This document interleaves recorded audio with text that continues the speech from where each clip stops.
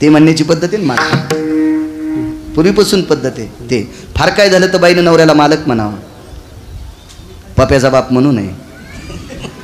जी बाई नवऱ्याला पप्याचा बाप, पोरीचा बाप म्हणती, तिनं महादेवाला किती बेल वाहिलाय आणि पांडुरंगाला किती मंजुळा वाहिल्या, काही उपयोग नाही. देवाला दगड हाणल्याचं पाप तिच्या डोक्यावर पडेल. नवऱ्याचा आदर करणं हा सर्वात मोठा परमार्थ आहे. काही काही बायका काय करतात, महाराजाला की पाया पडणार, नवऱ्याच्या पाया पडत नाही. ती बाई महाराजाच्या पाया पडल्यावर महाराजाचा संसार उलटा होतोय. बाईचा सर्वात मोठा देव आहे आपला पती. तिनं मालकाच्या, जी बाई नवऱ्याच्या आठवड्यात एकदा पाया पडती का, तिनं भारतातल्या कोण्याच महाराजाच्या पाया पडायचं नाही. लिहून घ्या. स्थितीला न भीता भजन करणारी व्यक्ती होती सुदामदेव. 18 विश्व दारिद्र्य, काय परिस्थिती असेल, मिठाचा खडा लेकरायला झोप लागत नाही म्हणून पाण्यात मिठाचा खडा ओठावर फिरवायचा आणि खारट पाणी चाटत चाटत लेकरांनी झोपी जायचं. अशा परिस्थितीत विटेवरच्या मालकाचं भजन बंद केलं नाही. 17-18 लोक होती, अजून काही असतील पण तिथपर्यंत माझं तोंड पुरलं नाही. वाचिल्यावर पुन्हा पुढच्यांची नावं सांगेल. त्याच्यापैकी महाभारतामध्ये हस्तिनापुरात भजन करणारी व्यक्ती म्हणजे अर्जुन. अर्जुनासारखं भजन कोणीच केलं नाही. तुम्ही आम्ही तोंडानं भजन करतो नवल नाही. अर्जुनाच्या भजनाच्या बाबतीत पंढरपुरातल्या मालकाने द्वारकाधीश कृष्ण परमात्म्यांनी दखल घेतल्याच्या नंतर थोडंसं पोटात दुखलं. उद्धवाच्या पोटात दुखलं. एका म्हणता भले दुजी अशी सहजची निंदी. एकाची स्तुती केली की दुसऱ्याला वाटतं मग आपण साधे आहेत का, असं नाही मानलं पाहिजे. नाही मानलं पाहिजे. प्रणाली असते, नियम असते. 10-5 शिक्षक असते, त्याच्यातला एक हेडमास्तर निश्चितच आहे. खुर्च्या सगळ्याच्या एकाच दुकानातून घेतल्या, एकाच किमतीच्या घेतल्या, पण टेबलाच्या पलीकडून टाकली की हेडमास्टरची. शिक्षकापेक्षा पगार किती का असेल, 4-2 हजार रुपये जास्त, एवढा काही जास्त पगार नसतो. हेडमास्टरचा आणि शिक्षकाच्या पगारीत काही फार मोठा फरक नसतो. आणि खुर्च्या सारख्याच असतात, काही बदल नसतो अजय भाई. पण ती हेडमास्टरची, असं मनात कोणी काय असं दुर्मिळ आणलं नाही पाहिजे. सहज होत असतं ते. तर उद्धवाच्या अंतकरणात एक थोडीशी शंका आली. बारीक सपोर्टात डब्बा उठला. उद्धव काय सामान्य व्यक्ती नव्हतं ना. 9 भक्तीपैकी अनन्य साधारण महत्त्व असणारा उद्धव आहे. पण उद्धवाच्या मनात एक सारखी चलबिचल उठली की उठलं की अर्जुन, उठलं की अर्जुन, उठलं की अर्जुन. काय असं, कधी कधी देवाला महाभारतातले 7 लोक आवडायचे, त्याच्यापैकी 1 नंबरला आवडायची द्रौपदी. अर्जुनही आवडत होता. मग कधी कधी उद्धवाला भगवान स्वतःहून म्हणायचे कुठं जायचंय. एक हिंदी पुरावा आहे गोडसा. उद्धवजी चल विदुरा घर जावे. स्वतः भगवान म्हणायचे उद्धवा आपल्याला विदुराकडे जायचे. विदुराच्या घरी आवर्जून जायचे. ते एक आवडायचे, अर्जुन एक आवडायचे, द्रौपदी एक आवडायची. अजून असे काही बरेच लोक आहेत. कधी कधी वाची जा. महाभारत वाचणं अत्यंत गरजेचं. कारण सांगू का तुम्हाला, रामायण घरातल्या गोष्टी कशा वागावं इथपर्यंत शिकवी, पण या इंटरनेट जगामध्ये कसं वागावं हे महाभारत शिकवतंय. ज्याला चौकटीच्या बाहेर पाऊल टाकायचं का, त्याला महाभारतातले मुद्दे पाठ असणं अत्यंत गरजेचं, फार फार गरजे काळाची. असो, मग एके दिवशी अर्जुनाकडे गेले तर अर्जुन झोप लागलेली. खरं तर झोपायची वेळ नव्हती. स्नान आटपलं, पूजा गीता आटपली, अर्जुनाचं जेवण आटपलं. जटा भरपूर होत्या अर्जुनाला आणि पत्नीच्या मांडीवर डोकं आहे आणि तशीच असं कुरवाळत असताना झोप लागली अर्जुनाला. बायको जटा कुरवाळत होती. अर्जुन महालात झोपलेला नाही. अर्जुन एक तर माझघरात असेल किंवा राणीवशात असेल. माझघर हा शब्द कळायचा नाही. एकानं मराठीत MA केलं. त्याला म्हणलं माझघर म्हणजे काय, ते म्हणलं कशा संग खावा तेच कळलं. तुला MA पदी कोणी दिली मला त्याला सांग, त्याला हाणायला पाहिजे. तू MA केलं ना मराठीत, तुला MA पदवी देणाऱ्याला चांगल्या माळाला नेऊन चांगल्या काठीने हाणायला पाहिजे. ह्या चुकीच्या पदव्या. गौरवयासाठी स्वामी सेवेची कसोटी. एखादी गोष्ट जर गौरव करून घ्यायचा असेल तर त्या लायकीत, त्या परीक्षेत तो पास झाला पाहिजे. त्या कसोटीची, त्या कसोटीला त्याचा कसू लागला पाहिजे, तर त्याला ती पदवी दिली पाहिजे माणसानं. असो, माझ घरात अर्जुन आहे. पत्नीच्या मांडीवर अर्जुनाचं डोकं आहे आणि उद्धव आणि भगवान तिथं पोचले. शरीराची होई माती सांगतोय तुम्हाला. चक्रवेन राजाचं चरित्र सांगितलं अर्जुनाचं, ऐका. तिथं पोचल्याच्या नंतर भगवंतानं तहान लागल्याचं निमित्त केलं आणि सांगितलं ताई मला पाणी पाहिजे. तर भगवंताला ताईनं सांगितलं दादा मी पाणी देते रे, पण मी पाणी द्यायला उठले तर मालकाची झोप मोडते. याला म्हणतात पतिव्रता. याला म्हणायचं पतिव्रता. वाक्य नीट ऐका. आता वारीचा प्रसंग आहे. उद्या 10-11 तारखेला दोन्ही प्रस्थान आहे. 10 तारखेला तुकोबारायांचं प्रस्थान, 11 तारखेला आळंदीतल्या मालकांचं, 10ला देहूतल्या मालकांचं प्रश्न, वारीला बऱ्यापैकी महिलांची संख्या जाती, त्यांनी जरा जास्त ऐकावं. नवऱ्याला सरकी लावायला ठुती.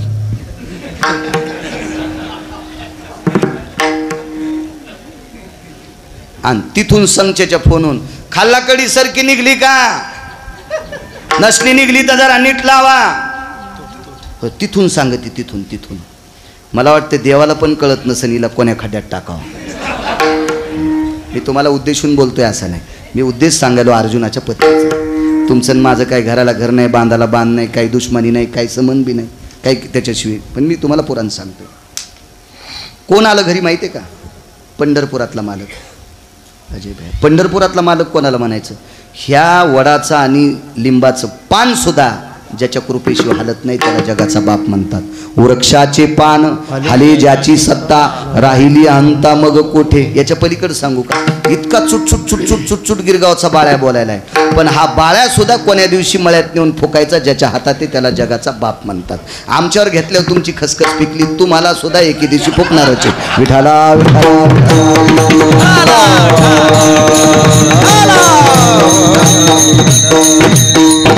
त्याला जगाचा बाप म्हणतात. आणि हा विश्वाचा मालक घरी आल्यावर बाई सांगते तुला पाणी दिल्यावर मालकाची झोप मोडती. हिला म्हणतात पतिव्रता.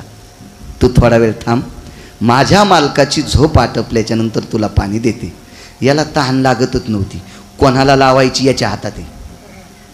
याला कुठं तहान लागत असते? निमित्त संघ आलेल्याच्या पोटात जरासा डब्बा होता, तो डबा जरा काढून टाकायचा होता पोटातला. त्याचं ऑपरेशनच करायचं होतं उद्धवाचं, म्हणून तहान लागल्याचं निमित्त. आणि दिली अर्जुनाच्या डोक्याला मांडी आणि आईसाहेब मधात गुंतल्या. हे का पाणी आणू देतं का? ते कामातच गुंतली.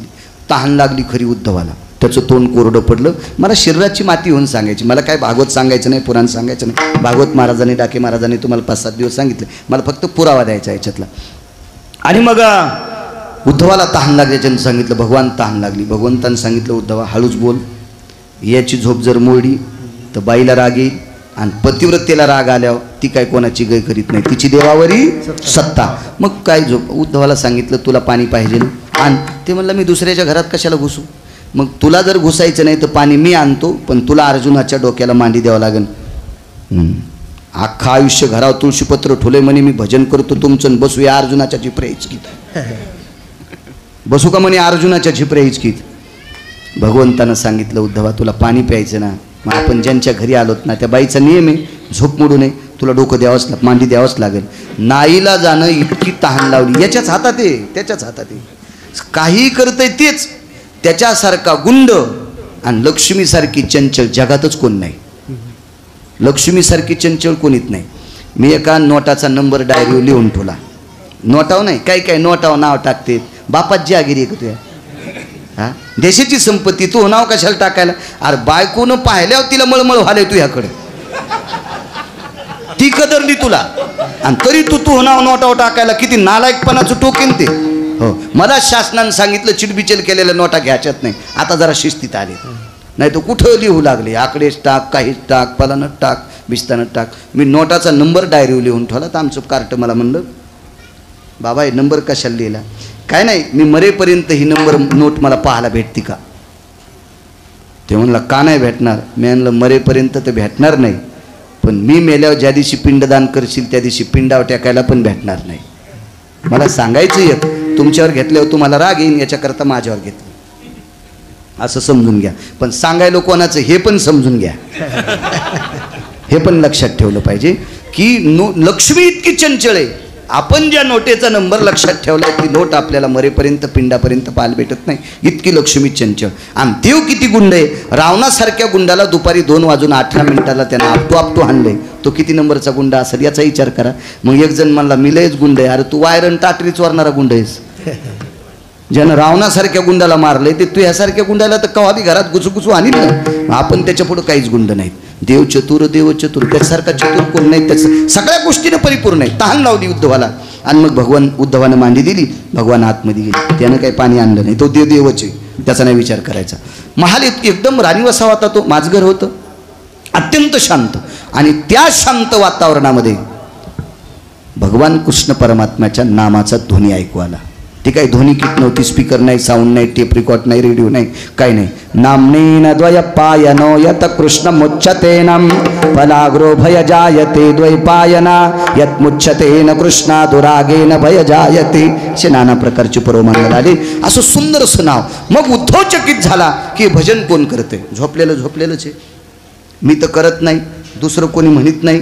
भगवंताला आवाज दिला, प्रभू धावत या. भगवान धावत आले. विचारलं काय भजन कोण म्हणते? देव म्हणजे मला काय माहित नाही. एक तर तू म्हणत असशील किंवा अर्जुन. ते तर झोपलंय म्हणेन, ते कशात भजन म्हणते? मी नाही म्हणे. मी ऐकूनच चकित झालो. आतून बोलू आई साहेबाला, ताई काय दादा भजन कोण म्हणतंय? दादा भजन ते म्हणायलेत. ते म्हणजे मालक. ते म्हणण्याची पद्धत आहे ना, मालक पूर्वीपासून पद्धत आहे. ते फार काय झालं तर बाईनं नवऱ्याला मालक म्हणावं, पप्याचा बाप म्हणू नये. जी बाई नवऱ्याला पप्याचा बाप, पोरीचा बाप म्हणती, तिनं महादेवाला किती बेल वाहिलाय आणि पांडुरंगाला किती मंजुळा वाहिल्या, काही उपयोग नाही. देवाला दगड हाणल्याचं पाप तिच्या डोक्यावर पडेल. नवऱ्याचा आदर करणं हा सर्वात मोठा परमार्थ आहे. काही बायका काय करतात, महाराजाला की पाया पडणार, नवऱ्याच्या पाया पडत नाही. ती बाई महाराजाच्या पाया पडल्यावर महाराजाचा संसार उलटा होतोय. हो, बाईचा सर्वात मोठा देव आहे आपला पती. तिनं मालकाच्या, जी बाई नवऱ्याच्या आठवड्यात एकदा पाया पडती का, तिनं भारतातल्या कोण्याच महाराजाच्या पाया पडायचं नाही. लिहून घ्या. आज तुम्ही जरी निमूटपणे घरचे आहेत म्हणून ऐकायले, सुभाषबुवा एखादा परमार्थातला अधिकारी व्यक्ती मला कॉलर धरून विचारीन, बाळ्या हे कशाच्या आधारावर बोलायला तू? तुझ्याकडे आधार काय? हो, आधार वाचून काय सांगशी? हा, संप्रदायातल्या माणसांनी पुरावा नसताना बोलणं म्हणजे गाईचं मांस खाल्ले इतकं पाप लागते. धर्मसिद्धांत आहे वक्त्यानं. मग जी बाई किमान दिवसात आठवड्यात एकदा नवऱ्याच्या पाया पडते, तिनं विश्वातल्या कोण्याही महाराजाच्या पाया पडायची गरज नाही. सकळ तीर्थाची धुरे जे का जाण पिता माता पिता मायबाप इतके आदराचे आहेत आणि आपले पती इतके आदराचे. अहो नाही पडली एक बाई, अहो 9 बाऱ्या पंढरपुरातला मालक एका बाईच्या पाया पडला, ती एकदाही पडली नाही. तिचं नाव लोपामुद्रा. सीतेने विचारलं, मालक तुम्ही 9 बाऱ्या तिच्या पाया पडली, ती एकदा नाही पडली. तर मालकानं सीतेच्या तोंडाला हात लावला, सीते आपण नशिबवाने, ती पाया नाही पडू दे, पण तिनं आपल्याला पाया पडू दिले, हे आपलं नशीब मोठं आहे. तिनं केलं काय, ती सकाळ दुपार संध्याकाळ 3 टाइम नवऱ्याच्या पाया पडती. इतकी मोठी ताकद. जिका भाग्याची आहे हो, तिचा पती तिचा देव. मानी भ्रताराची बोली, धन्य जगी ती माऊली, तिचे होता दरुशन, मिळे पोट भरी अन्न, तुका म्हणे पतिव्रता, तिची देवावरी सत्ता. एवढी मोठी ताकद पतिव्रतेची. सत्ताज्ञेने अनेकाची स्तुती, तिला आवडतच नाही तिच्या मालकाच्या व्यक्ती. तिचा मालकच तिचा मोठा देव. कल्पना करा हो, केवढी मोठी बाई. अहो पंढरपुरातला मालक आला, दिलंच नाही पाणी, आणि पाणी पाहिजे असेल तर मालकाच्या डोक्याला मांडी दे. इतकी सत्तेवर आरूढ असणारी तिची देवावरी सत्ता. मग उद्धवाच्या लक्षात आलं की अर्जुन भजन म्हणतात, पण अर्जुनाचं तोंड बंद आहे. अर्जुनाला झोप लागली. निद्रा भयस्ते तजायम अननपुटा कि मजाय हो परापश्यंती मध्यमा वैखरी वाणीर चतुरास्तते वश. झोपीत एक वाणी बोलत असते, तिला बोलणं म्हणत नाहीत, तिला बरळणं म्हणतात. 4 वाण्यापैकी जी एक वाणी आहे का, ही झोपीत बोलते पण तिला बरळणं म्हणतात. मग मनिवशे ते स्वप्नी दिशे, याला भजन कसं म्हणता येईल? ते बरळणं झालं, पण तोंड बंद आहे. भजन कोण म्हणतंय? तर जवळ आले आईसाहेब, सांगितलं उद्धव दादा ह्या जटा उचलान कानाला, झिपऱ्या कुठं कानाला लाईत असते. पहा किती मोठं काय माणसाचं आगाऊच काम ना. मग ते म्हणले त्या झिपऱ्या कशा म्हणतात? ते भजन म्हणायल्यात ना. अल्ला दे अशा जटा उचलल्या आणि कानाला लावल्या. द्वैपायनात मुच्यतेन कृष्णाभयस्तते वचा रोमास्तंतुस्तते वच. त्याच्या प्रत्येक जटेतून कृष्ण कृष्ण नाव येत होतं. जितके अंगावर रोम आहेत का तितके कृष्ण कृष्ण म्हणत होते. म्हणून ह्या 17-18 लोकांपैकी कोपे तरी निवांत साहे, हा रुसे तरी बुझावीत जाय. अर्जुनाचं भगवंताला पिस लागलं होतं. पिस म्हणजे देव येडा झालता. नवल पिस लागलं होतं अर्जुनाचं. इतका अर्जुन भक्ती क्षेत्रामध्ये नाविन्यपूर्ण होते. अर्जुनाच्या युद्ध कौशल्याचा विचार केला तर गंधर्व नगरीच्या ठिकाणी झालेलं युद्ध काशीतल्या मालकाने अर्जुनाची पाठ थापटिली. संग्रामे हरुजिंतीला. हा अर्जुनाचा एवढा मोठा व्यासंग होता. काय अर्जुनाचं नाविन्य असावा. पण हाही अर्जुन. अजून एक अर्जुनाची विस्तृत कला सांगायची, शक्ती सांगायची झाली तर अर्जुनाकडे एक नाविन्य होतं. 222 पद एका मंत्र्याला अजय भैया. आपल्याकडे 1 किंवा 2 असते मंत्र्याला. फार वरचा काय असेल तर 2-3 घेत असेल, शक्यतो नसतेच, 1च पद असते. तर इंद्राला एकट्याला 222 पद, तर त्याच्या खुर्च्यावर 6 लोक बसत होते. माझ्या वाचनात 4 आहेत, 2 लोकांची नावं पाठ नाहीत. पण का सांगतो, एका अधिकारी व्यक्तीच्या मुखारविंदातलं ऐकलं. वैकुंठवासी माधव महाराज मगर म्हणायचे, इंद्राच्या खुर्चीवर 6 लोक बसायचे. त्याच्यातले 2 नावं सांगतो. एकाचं नाव दशरथ राजा आणि एकाचं नाव अर्जुन आहे. फरक सांगतो दोन्हीतला. एवढ्या मोठ्या माणसाच्या खुर्चीवर शक्यतो कोणाला बसता येत नाही, आणि ह्या 6 लोकांना बसता येत होतं. त्याच्यातले 4 नावं मला पाठ आहे, 2च सांगतो. सगळ्या गोळ्या एकट्या घेतल्यावर रिॲक्शन येत असते, म्हणून ते 2 राहू द्या. आणि 2 मला पाठ नाहीत, करील एके दिवशी पाठ. मोठ्या माणसांचं वाक्य ते वाया जाऊ देणार नाही, लक्षात आणील मी एके दिवशी पुराण पाहिजे. तर दशरथ राजा अमरपुरीत गेल्याच्या नंतर इंद्र खुर्ची सोडायची आणि दशरथ राजाला खुर्ची बसायला देत होते. पण परिणाम पुढचा ऐका. दशरथ राजा खुर्चीहून उठल्याच्या नंतर इंद्र खुर्ची धुत होता, मग पुन्हा खुर्चीवर बसत होता. दशरथ राजा खुर्चीवर बसून उठल्याच्या नंतर इंद्र खुर्ची धुतल्याशिवाय खुर्चीवर बसत नव्हता. हा एक पुरावा आहे का, पुराणातला आहे, गिरगावकराचा नाही, पुराणातला आहे, पुराणातला. आणि अर्जुन अमरपुरीत गेल्याच्या नंतर अनंत बुवा इंद्र खुर्ची पुशीत होता आणि मग अर्जुनाला बसू देत होता. अशोक देवा, इंद्र खुर्ची स्वतः पुसायचा तो बसलेला किंवा धुवाचा आणि मग अर्जुनाला बसू देत होता. आणि दशरथ राजा खुर्चीवर बसून उठल्याच्या नंतर सिंहासन धुतल्यावर इंद्र बसायचा आणि अर्जुन आल्याच्या नंतर सिंहासन पुसायचा आणि मग अर्जुनाला बसायला द्यायचा. आता श्रेष्ठ कोण, देवाचा बाप का अर्जुन? अर्जुन तर देवाचा मेव्हणा आहे. दशरथ राजा देवाचा कोण आहे? बाप आहे. दशरथ राजा देवाचा कोण? बाप आहे. अर्जुन कोण आहे? बहिणीचा नवरा, मेव्हणा आहे. मग बाप श्रेष्ठ का मेव्हणा श्रेष्ठ? भक्ती श्रेष्ठामध्ये दशरथ राजापेक्षा अर्जुन श्रेष्ठ. असं मी सांगत नाही, पुराण सांगते. अगा सिंहासना स्थिता अधिष्ठिता यच्चायतो शुचाग्रो भयस्थिते अधिष्ठितम पृथक्की स्थित सुतेषु. पृथक्की म्हणजे कुंती आणि तिचा सुत म्हणजे अर्जुन, पार्थ म्हणजे अर्जुन. सिंहासन पुसल्याशिवाय अर्जुनाला बसू देत नव्हता आणि दशरथ राजा बसल्यावर सिंहासन धुतल्याशिवाय बसत नव्हता. त्याअर्थी अर्जुन किती अधिकारी असेल. त्याच्या पुढचा एक मुद्दा आहे का, अर्जुनाने एकदा इंद्राचा हत्ती आणला, रावणाच्या कट्ट्यानं बांधून नेला, रावणाच्या कट्ट्यानं बांधून नेला. बांधून ते काही सामान्य नव्हतं, फारचुल बिचुल करणार होतं. त्यालाही 3 शक्त्या प्राप्त होत्या, शक्ती प्राप्त होत्या. पण वेळ कमी, आपल्याकडं बैल 2 आणि जमीन 300 एकर इतकी वाहता येत नसती. आपल्या वेळेत कीर्तन सोडायचं, आपल्याला उगं लोकांना त्रास नको, उन्हाचा दिवस आहे, प्रसाद लोक जेवायचे. तर त्याच्याकडे 2-3 गोष्टी होत्या, प्राप्त केलेल्या होत्या, काही सामान्य नव्हतं महाराज. त्याला मारण्यासाठी सासऱ्याला 14 वर्ष उपवासी राहावं लागलं. त्याला मारण्यासाठी त्याच्या सख्या सासऱ्याला 14 वर्ष उपवास. लक्ष्मण त्याचा सासरा आहे. आपण सांगतो लक्ष्मणजी उपवासी राहिले. लक्ष्मणजी उपवासी ही रामप्रभूसाठी राहिलेच नव्हते, जावायला मारण्यासाठी राहिले होते.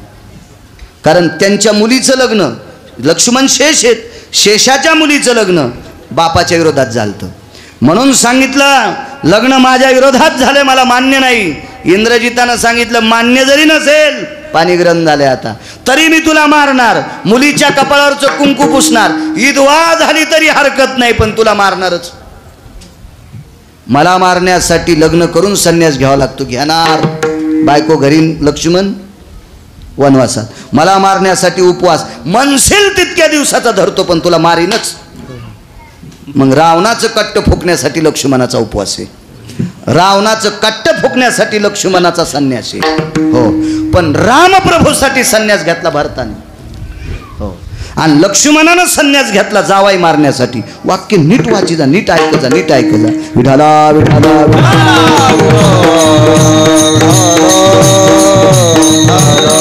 काल वडाला वाण दिलं, ते बायकांनी पूजा केली वडाची.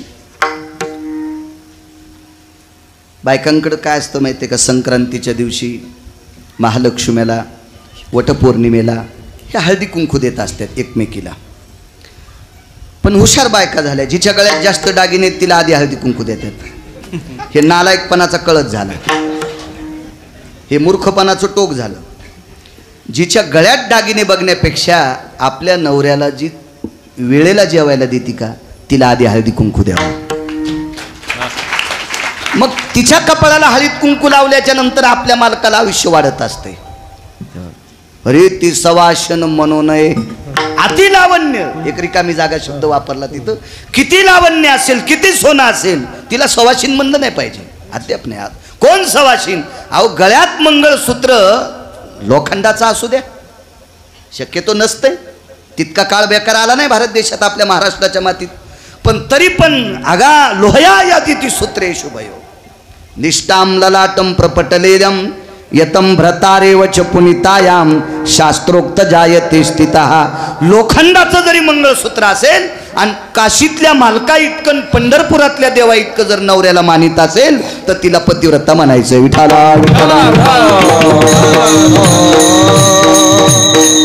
बघा तुमच्या लक्षात येईल, हा चक्रवेन राजा इतका सात्विक होता. 9 लोकाच्या यादीतला एक राजा. चक्रवेन राजा हा 9 लोकाच्या यादीतला 1 नंबरचा. दुसऱ्या नंबरची यादी जर यादीत कोणी आला असेल तर त्याचं नाव आहे धर्मराजा. धर्माच्या रथाची चाकं घासू नये म्हणून पृथ्वी धर्मावर प्रेम करत होती. धर्माच्या रथाची चाकं अलगद पृथ्वी झेलत होती. त्याच्या रथाची चाकं घासू नये याची दखल, याची दक्षता प्रत्यक्ष पृथ्वी माता घेत होती. हा 2 नंबरचा आहे. तर 1 नंबरचा राजा चक्रवेन राजा किती मोठा असेल? चक्रवेन राजाचा राज्य म्हणजे महाराष्ट्रातला 9वा कोपरा. महाराष्ट्राचा 9वा कोपरा. फार काय झालं तर 1-2 जिल्ह्या इतकं त्याचं राज्य होतं. सुभाषभाऊ छोटा राजा. पण चक्रवेन राजाच्या पुढे रावणासारखा राजा गुडघे टेकीत होता. रावण सामान्य राजा नव्हता. रावणाच्या बाबतीत इतका मोठा इतिहास, इतका मोठा रावणाचा इतिहास आहे. रावण फक्त 1-2 गोष्टीनं मातीत गेला, नाहीतर रावणाच्या बाबतीत पंढरपुरातल्या मालकांनी सुद्धा डोकं लावायचं नाही. इतका मोठा रावण होता, एवढा मोठा रावण. रावणाच्या श्रीमंतीच्या बाबतीत देहूतल्या मालकांनी दखल घेतली. तुका म्हणे ज्याची संपदा एवढी, तुकोबाराय दखल घेतात त्या अर्थी तो श्रीमंत किती असेल. नाही तर वारकरी संप्रदायातले लोक भांगाऱ्या भोंगाऱ्यान मूठ भरपाई शेवाले ते काही विचारित नसतील. आता एखादा पांचट असेल 2-3 हजार खिशात घालावा म्हणून ते त्याच्या चपला उचलीत असेल, तो नालायकाचं टोक आहे. पण शक्यतो संप्रदायातली लोक असे काही फार काही एखाद्याचे पैसे त्याला चोंभाळणं, त्याला लोणी लावणं हे संप्रदायाचं काम नाही. विठाला विठाला. आणि जिथं तुकोबाराय ज्याच्या संपत्तीची दखल घेतात त्या अर्थी तो श्रीमंत होता, फार मोठा श्रीमंत. पाषाण परीस भूमी जाबुनंद, त्याच्या नगरीतले सगळे खडे जे होते ते परिसाचे होते. जाबुनंद नावाच्या सोन्याची त्याची नगरी होती. फार त्याचा संबंध ब्रह्मदेवाशी होता. त्याला 80,000 बायका, अत्यंत सुंदर. 80 सहस्र सुंदरा कामिनी माझी मुख्य राणी मंदोदरी. 80,000 बायका. वैभवशाली रावण, ज्याच्याकडे प्रधान 16 येतं. प्रधान 16 मी नेहमीच सांगत असतो. रावणाच्या नगरीचं पूर्वेकडचं कंपाऊंड 269 किलोमीटर लांबीचं होतं. 269 किलोमीटर लांबी, उंची 11.5 फूट आणि रुंदी 4.5 फूट. हे सगळं सोन्याचं होतं. याच्यातला 2 फुटाचा जर कोपरा तोडला तर 35 बारे आमदार होते. कोणाची मायवेली त्याच्या विरोधात फॉर्म भरायची. कोटी घरे जेथे आशाने तांब्याचे शुद्ध कांचनाचे सप्तकोटी, शुद्ध कांचनाचे सप्तकोटी घरे जेथे आशाने तांब्याचे शुद्ध कांचनाचे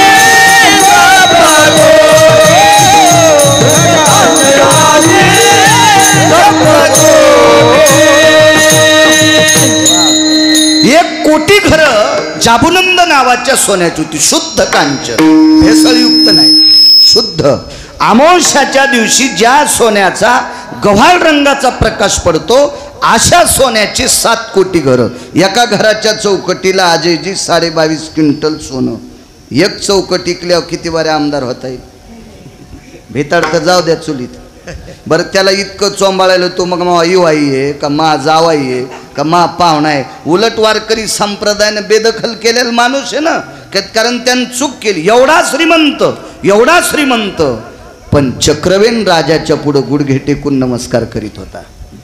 आणि चक्रवेन राजाची संपत्ती म्हणजे 2 जिल्हे इथे 127 सैन्य होतं, 127. आणि चक्रवेन राजाकडे हा जयपत्र मागण्यासाठी गेलता. रावण कोणाला म्हणायचं माहितीये का? ज्याला दुसऱ्याची श्रीमंती सहन होत नाही त्याला रावण म्हणतात. रावण या शब्दाची व्याख्या आहे अतृप्त आत्मा. अतृप्त आत्मा कोणाला म्हणायचं माहितीये का? स्वतःला 400 क्विंटल सोयाबीन झाली पण शेजाऱ्याला 50 क्विंटल काऊन झाली याच्यासाठी त्याच्या पोटात डब्बा उठवतो, त्याला अतृप्त आत्मा म्हणतात. रावण हा अतृप्त आत्मा आहे, दुसऱ्याचं न खपणे. मग याला एवढी मोठी श्रीमंती 127 सैन्य ज्याच्याकडे, त्याच्या इथं कशाला जावं. पण त्याच्या राज्यातल्या म्हाताऱ्या बायका सुद्धा रावणाला मारण्यासाठी लाकडं घेऊन उठल्या. याच्याहून रावणाच्या लक्षात आलं की इतका छोटा राजा आहे पण याच्या राज्यातली लोक जिजा त्याच्यावर प्रेम किती करतात हे त्याच्या लक्षात आलं. म्हणून रावण घरी आला. पण चक्रवेन राजाने उग बसावं ना, पण त्याच्याही लक्षात आलं हा मला जयपत्र मागण्यासाठी कशाला आला. रावणाच्या आजोबाचं ज्या दिवशी श्राद्ध त्या दिवशी चक्रवेन राजा त्याच्या गावात. त्या दिवशी याच्या घरातल्या सगळ्या लोकांना उलटे जाणे होते. पूजा करताना करावं लागते. सव्याप सव्य सर्वास्तितो भयो यज्ञोपवितास्तितायाम तिलाग्र भय जवाग्रो यत रक्तचंदनास्तितो हो अंगुष्टादिष्णान भयो सव्याप सव्य स्थितो. ती पूजा करत असताना आता तुम्हाला जाणवं नव्हतं तरी पण उपरण्याचं करावं लागते तात्पुरतं पिंड करत असताना. मग ते एकदा इकून सोडा एकदा इकून सोडा आमचे लोक सांगत असते विठाला विठाला ते सांगतेत म्हणजे त्याच्या मनानेही सांगत नाही. पुराण सांगतं, वेद सांगतं, शास्त्र सांगतंय, त्यानुसार त्यांना मंत्रोच्चार करावा लागतो. तिथं उलटं जाणवं घातलेलं कारण पूजा कर्म चालू होता आणि तेवढ्या अवकाशात गुप्तचरांनी सांगितलं राजन आपल्याकडे जयपत्र मागण्यासाठी राजा आलाय. कोण? चक्रवेन राजा. रावण म्हणलं त्याला अक्कल आहे का? माझ्या नगरीतले 10-5 हत्ती सोडले तर त्याचं राज्य तुडून टाकतील. एवढा मुठभर त्याचं तळहाता इतकं राज्य. मी सार्वभौम राजा आहे. अरे मी 33 कोटी देवता ज्याच्या 33 कोटी देवांचा राजा. 222 पद ज्या मंत्र्याकडे, 1 अन 2 नाही 222 पद एकाच मंत्र्याला अनंत बुवा. आणि एवढ्या मोठ्या मंत्र्याला माझ्या पोरानं 17 बाऱ्या बांधून आणलं. त्याला डोकं नाही चक्रवेनला आणि तरी मला जयपत्र मागतो. गुप्तचरांनी सांगितलं राजन जरा शांत व्हा. त्याच्या संपत्तीवर जाऊ नका, त्याच्या वागण्यावर जा. तुम्हाला एक सांगू का? भारतीय संस्कृती देखाव्याला मोजित अभंग किती पाठ त्याच्यापेक्षा आचरण किती गोड आहे. पक्वात किती चांगलं वाजितू त्याच्यापेक्षा आचरण किती गोड आहे. कीर्तन किती चांगलं सांगतो त्याच्यापेक्षा समाजात किती चांगलं वागतो याला किंमत असते, देखाव्याला किंमत नाही. असे तर लय पडलेत याच्यातला कडीतला चमचा खिरीत घाल, खिरीतला चमचा कडीत घाल, असे लय बिनदांड्याचे चमचे. कधी कधी खिरीतला चमचा कडीत जमतो. बरं आधी खीर वाढावं लागते मग खिरीत कडीत गेला तर चालतंय. पण कढीतला चमचा अशोक देवा जर खिरीत घातला तर मग इचकत. मग असे कढीतले चमचे तर गंजा गंजा फिरायले त्याला कोणी विचारित नाही. विडाला विडाला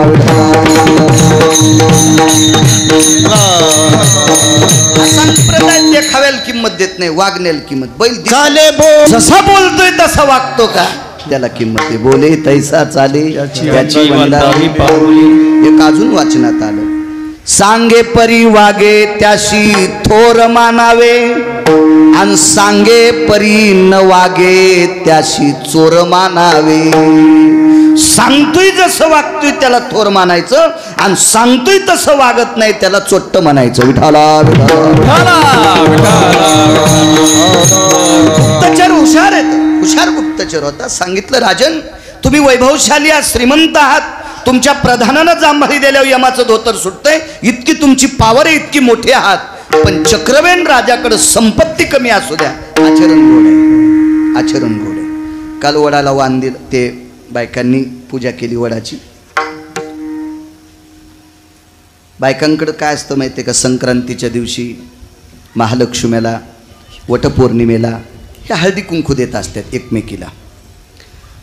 पण हुशार बायका झाल्या, जिच्या गळ्यात जास्त दागिने तिला आधी हळदी कुंकू देतात. हे नालायकपणाचा कळत झाला, हे मूर्खपणाचं टोक झालं. जिच्या गळ्यात दागिने बघण्यापेक्षा आपल्या नवऱ्याला जी वेळेला जेवायला देते का तिला आधी हळदी कुंकू द्यावं. मग तिच्या कपाळाला हळदी कुंकू लावल्याच्या नंतर आपल्या मालकाला आयुष्य वाढत असते. अरे ती सवाशन म्हणू नये, अति लावण्य, एक रिकामी जागा शब्द वापरला तिथं. किती लावण्य असेल, किती सोनं असेल, तिला सवाशीन म्हणलं नाही पाहिजे. अद्याप नाही. कोण सवाशीन? अहो गळ्यात मंगळसूत्र लोखंडाचा असू द्या, शक्यतो नसते. तितका काळ बेकार आला नाही भारत देशात, आपल्या महाराष्ट्राच्या मातीत. पण तरी पण अगा लोहया यादी सूत्रे शुभयो निष्ठाम ललाटम प्रपटलेयम यतम भ्रतारेव च पुनितायाम शास्त्रोक्त जायते स्थितः. लोखंडाचं जरी मंगळसूत्र असेल आणि काशीतल्या मालका इतकं पंढरपुरातल्या देवा इतकं जर नवऱ्याला मानित असेल तर तिला पतिव्रता म्हणायचं. विठाला आपल्याकडे कसं झालं माहितीये का? ज्याची मोठी गाडी तो पाहुणा मोठा, ज्याची मोठी गाडी तो पाहुणा मोठा, जिचं गथोडं जड ती पाहुणी गोड. याच्यावर नसते, अद्याप नसते. वागण्याला किंमत असते. मोठाल्याला काय करायचं? मोठी लोक खूप जगात येत ना, इतकी लोक जगात मोठी, इतकी लोक, त्याला मेळ नाही आता याचे पैसे कुठे येतं. विठाला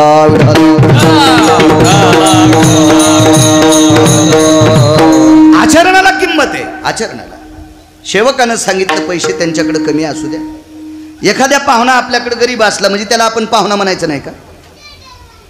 त्यालाही पाहुणाच म्हणावं लागेल. असतील त्याच्याकडे 2 दाणे कमी असतील, ज्वारी कमी असेल, बाजरी कमी असेल, गहू कमी असतील, त्याचं घर साधा असेल, पण वागणं गोड आहे त्याचं, त्याला पाहुणा म्हणावं लागेल. आणि एखाद्या पाहुण्याकडे डोंगरा इतके पैसे असतील पण तो रावणाच्या पलीकडे वाकत असेल, त्या नालायकाला लोक म्हणतात म्हणून पाहुणा म्हणायचं. विठाला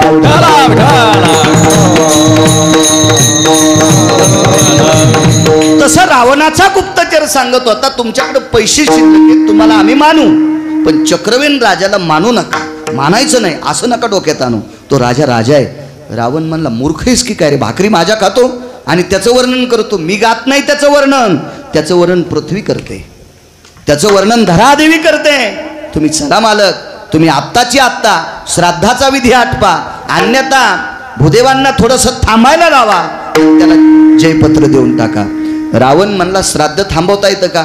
तुम्ही जर श्राद्ध नाही थांबवलं तर अख्खी लंका पाण्यात पडेल किंवा अख्खी लंका जळून जाईल. थोडंसं ऐका माझं. आणि मग रावण गेला तर त्याच्या अगोदर 2 प्रघात झाले. त्यानं पूर्वेकडच्या भिंतीला बोट लावल्याबरोबर 269 किलोमीटरचं भिताड खाली पडलं. त्याच्यात ताकद होती. त्यानं कोण्या भिंतीला हात लावलं? त्यानं वाळूची लंका तयार केली ती समुद्रामध्ये, आणि वाळूची लंका तयार केल्या पूर्वेकडच्या भिंतीला बोट लावल्याबरोबर भिंत खाली पडली. प्रस्थ नावाचा प्रधान होता 16 प्रधानापैकी, त्याच्या घराला बोट लावल्यावर त्याचं घर पूर्ण पडलं. त्याचं 2.25 किलोमीटरमध्ये घर होतं एकट्याचं, घरात काहीच राहिलं नाही. नशिबानं सगळी माणसं रावणाच्या घरी होती म्हणून वाचले, नाही तर मधात सगळे मेले असते. रावण म्हणला 2 आघात कस काय झाले, धरणीकंप कस काय झाला? भूकंप होत असताना रावणाला विचारल्याशिवाय होत नाही, कारण निसर्गातले पूर्ण सूत्र रावणाच्या हातात हालत होते. इतका रावण प्रभावशाली होता. ते म्हणला माझ्याकडचं पूर्वेकडचं भिंत पडली, गावकोस ज्याला आपण कंपाऊंड म्हणून सोप्या भाषेत, ते पडते, प्रधानाचं घर पडते. गुप्तचरांनी सांगितलं चला आशिष लंका वडाच्या चिकापासून तयार, वाळू चिक टाकला वडाचा, पानं तोडून आणले आणि त्याच्यापासून एक प्रतिकृती लंका केली. जसं आर्किटेक्ट घराचं चित्र काढून देतो अशी एक लंका वाळवंटात केली. तुम्ही तिथपर्यंत चला. रावण आला आणि रावणाने विचारलं कोण? मी चक्रवेन राजा आहे. बर, पूर्वेकडची भिंत कशी पडली? या लंकेला बोट लावल्याबरोबर पडली. प्रस्थाचं घर कसं पडलं? याच्यातल्या घराला हात लावल्याबरोबर पडलं. लंका जाळायची ताकद काय नाही म्हणला. एवढ्या एवढ्या काड्या जमा केल्या आणि ह्या वाळवंटातल्या समुद्रातल्या लंकेवर टाकल्या. ही लंका जळाली, किती लंका जळती, आणि ही टोपल्यात भरून समुद्रात फेकली, किती समुद्रात पडती. रावणानं पटपट पटपट पटपट पटपट कागदाव नाही धोत्राचाच कोपरा फाळला आणि त्याच्यावर जयपत्र लिहून दिलं. दृष्टांत संपला. रावण किती मोठा होता कल्पना करा. आता ताकद विचारा. रावणाने विचारलं बाबा मी तुला जयपत्र लिहून दिलं, माझ्या जीवनातली पहिली गोष्ट आहे की मला वापस यावं लागते आणि तुझ्यासारख्या सामान्य माणसं. ते म्हणला पुन्हा सामान्य म्हणतो? अरे मी ही लंका पाण्यात टाकल्यावर तुझी खरी लंका पाण्यात पडती, मी हिला जाळल्यावर तुझी खरी लंका जळून जाते, आणि तरी तुम्हाला साधं म्हणतो. काहीचा मनका गेला तरी तनका गेला म्हणून जातच नाही. नादच असतो काय का. आता गुप्तचरानं सांगितलं, आता तरी त्याला मोठं म्हणालं, त्याच्यात एवढी ताकद आहे.